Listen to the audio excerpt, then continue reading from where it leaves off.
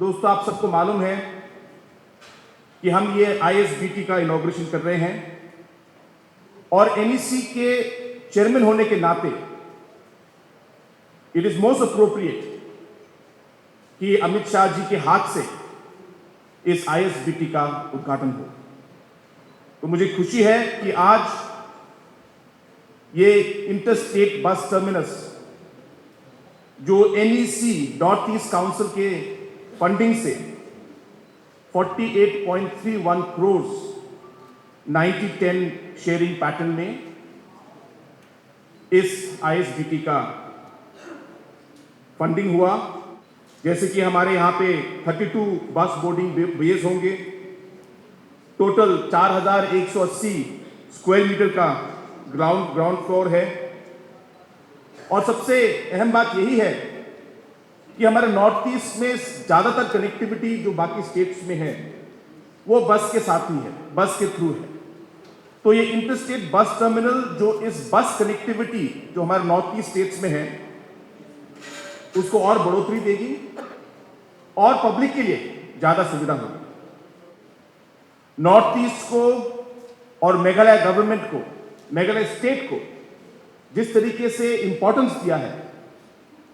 जिस तरीके से प्रधानमंत्री जी 35 बार नॉर्थ ईस्ट आए हैं, फाइनेंशियल फंडिंग पैटर्न्स जहां पिछले 6 सालों में 3 लाख करोड़ रुपए से ज्यादा खर्च हुआ है, यही दिखाता है कि इस सरकार के लिए, हमारे आदरणीय प्रधानमंत्री जी के लिए और हमारे होम मिनिस्टर जी के लिए नॉर्थ ईस्ट एक बहुत इंपॉर्टेंट जगह है। और इसी तरह हमारे इकोनॉमिक डेवलपमेंट बढ़ा है और ये आज जो प्रोजेक्ट है ये भी इसका एक सिंबल है। लेकिन ये कहते हुए मैं ये भी कहना चाहता हूं कि नॉर्थ ईस्ट को आगे और बढ़ोतरी देने के लिए ये बहुत जरूरी है कि हम लोग हमारे इंटरस्टेट कनेक्टिविटी को और बढ़ाएं। हमारे यहां पे एयरपोर्ट्स काफी जगहों में अभी खुल गए। ये भी भारत सरकार और आदरणीय प्रधानमंत्री जी के नेतृत्व में और उनके विजन में ये एयरपोर्ट्स बने। तो आगे आने वाले समय में नॉर्थ ईस्ट की इकोनॉमी को और नॉर्थ ईस्ट को ओवरऑल बढ़ोतरी देने के लिए ये बहुत जरूरी है कि हम लोग ना सिर्फ हमारे सरफेस ट्रांसपोर्ट लेकिन हमारे एयर कनेक्टिविटी और एयर ट्रैफिक को हम लोग बढ़ोतरी दें। दूसरी बात, अगर हम लोग एक्ट ईस्ट के बारे में बात करें